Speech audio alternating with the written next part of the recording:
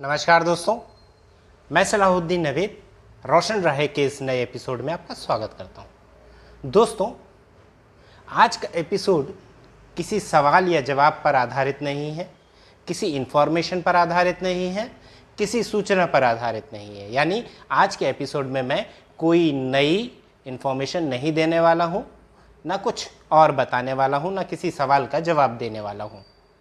आज मैं हमारे अप्रैल महीने में रिलीज़ किए हुए एपिसोड्स के बारे में बात कर रहा हूं, जिसमें मैंने आपको 2 पेरेंट्स से मिलवाया था। उनमें से एक पेरेंट यानी कि पापा, फादर के एपिसोड को आप लोगों ने बहुत पसंद किया, लेकिन कुछ लोगों ने उन पर ऐसे कमेंट किए और ऐसे उनके साथ बिहेव किया है जिससे दुख होता है, तकलीफ़ होती है कि एक आदमी, एक शख्स अपने बच्चे, अपनी फैमिली और अपने तकलीफ़ से निकलने की कहानी को साझा करता है। वो दूसरे पेरेंट्स और फैमिलीज़ के लिए एक उदाहरण प्रस्तुत करता है, एक एग्जाम्पल देता है, एक मापदंड देता है कि इस कंडीशन से डील किया जा सकता है और बाहर आया जा सकता है। वो अपने अनुभवों को प्रस्तुत करता है, वो अपने एक्सपीरियंसेस को शेयर करता है, और जब आप उसे हतोत्साहित करते हैं, उनकी आलोचना करते हैं, तब आप ये बताते हैं कि आपको दूसरे की तकलीफ़ की कोई कदर नहीं है। आप दूसरे के दुख से खुश होते हैं, आप दूसरे के तकलीफ़ से आनंद लेते हैं, मज़ा लेते हैं। उन्होंने मुझसे रिक्वेस्ट किया कि सर उस एपिसोड को डिलीट कर दीजिए। मैंने थंबनेल बदल दिया पर एपिसोड डिलीट नहीं किया। अगर 10 लोग उनकी आलोचना कर रहे हैं, उनको परेशान कर रहे हैं, उनको हतोत्साहित कर रहे हैं, डिमोटिवेट कर रहे हैं, तो वहाँ 90 लोग उनसे प्रेरित भी हैं, उनसे मोटिवेटेड भी हैं, उनसे इंस्पायर्ड भी हैं। मैं उन 10 लोगों की चिंता नहीं करता हूँ जो किसी भी अच्छे काम में या सही काम में टांग अड़ाते हैं, उसकी आलोचना करते हैं, उसकी बुराई करते हैं या उसको हतोत्साहित करते हैं, डिमोटिवेट करते हैं। मैं उन 90 लोगों की चिंता करता हूँ जो सही रास्ता खोज रहे हैं, जिन्हें मॉडल चाहिए, जिन्हें सही रास्ता चाहिए, उन लोगों की मदद में वो लगे हुए हैं। मैं ये नहीं कहता कि वही एकमात्र रास्ता है, बिल्कुल नहीं। बहुत सारे रास्ते हैं, उनका रास्ता भी एक रास्ता है। उनके प्रेजेंटेशन में कमियां हो सकती हैं, उनके तरीके में गलती हो सकती है, लेकिन वो गलत है ऐसा नहीं कहा जा सकता। और अगर वो कुछ गलत कह भी रहे हैं, अगर मैं ये मान लूँ कि वो गलत कह भी रहे हैं, तो आपको अपने बच्चे के भले के लिए सोचना आना चाहिए, फैसला लेना आना चाहिए। अगर आपको नहीं आता है तो आप किसी गलत आदमी को दोष नहीं दे सकते हैं कि उसने मुझे बेवकूफ़ बनाया। आज की डेट में हर क्षेत्र में, चाहे वो राजनीति हो, सामाजिक हो, चिकित्सा हो, एजुकेशन हो, कोई सा भी एरिया ऐसा नहीं है जहाँ पे फर्जी लोग, झूठे लोग, बेईमान लोग हावी हैं।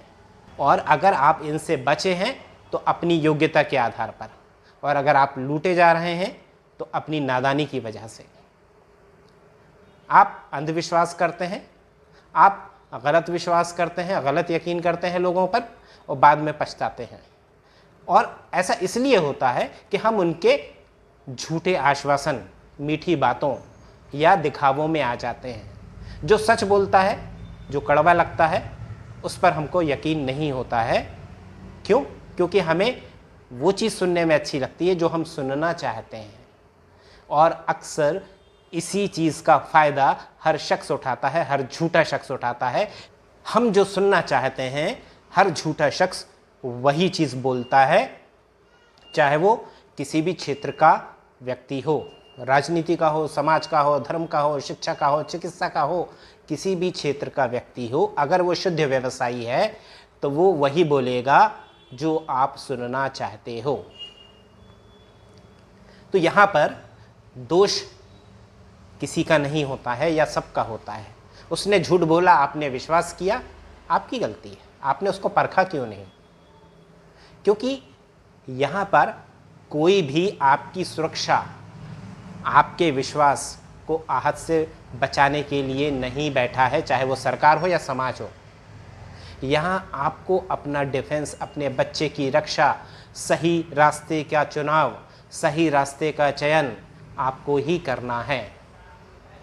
और इसमें आपको बहुत सारे लोग मदद करते हैं, बहुत सारे लोग सही चीज़ें बताते हैं, लेकिन अधिसंख्य लोग, मतलब ज़्यादा से ज़्यादा लोग सही बातें नहीं बताते हैं।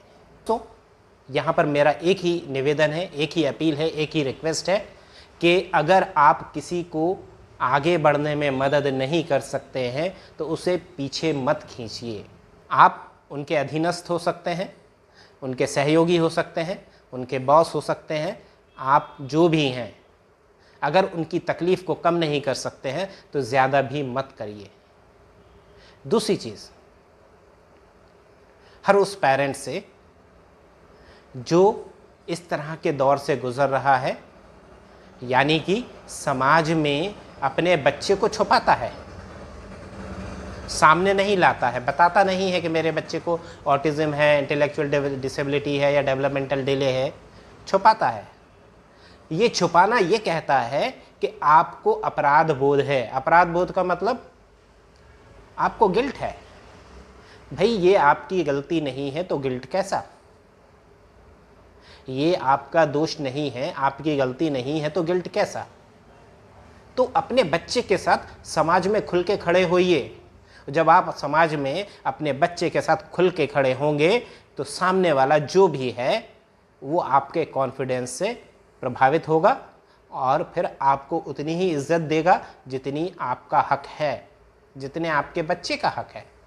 पीठ पीछे वो क्या करता है इसका कोई अर्थ नहीं है, कोई औचित्य नहीं है कि पीठ पीछे तो हर व्यक्ति को बुराई या गाली सुननी पड़ती है, तो कोई फर्क नहीं पड़ता।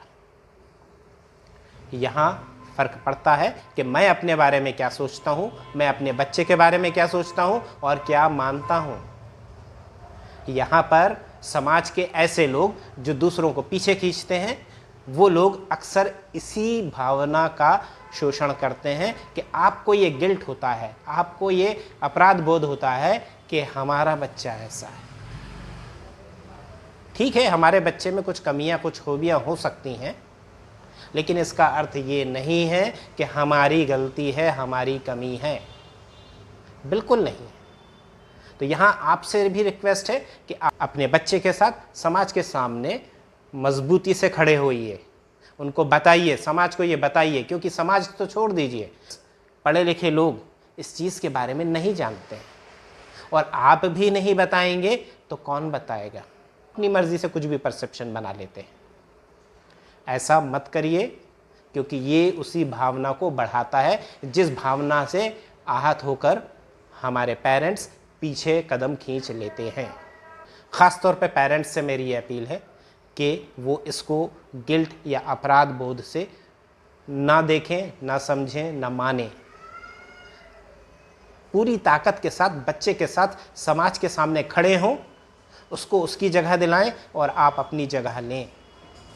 अगर आप ये कर पाए तो आने वाला कल आपके बच्चे के लिए अच्छा होगा, सपोर्टिव होगा। अदरवाइज़ जो आपके रहते आपके बच्चे का सम्मान नहीं कर रहा है, वो आज के बाद आपके बच्चे का सम्मान क्या करेगा? नहीं करेगा।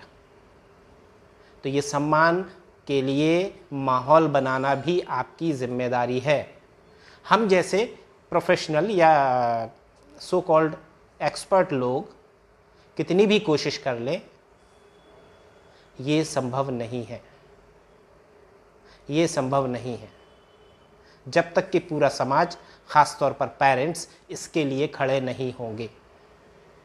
उम्मीद है मेरी बात आप तक पहुंची होगी।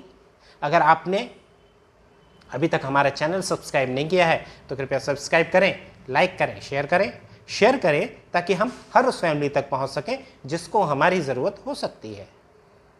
आप देखते रहिए रोशन राहें। मुझे दीजिए इजाज़त। नमस्कार, जय हिंद।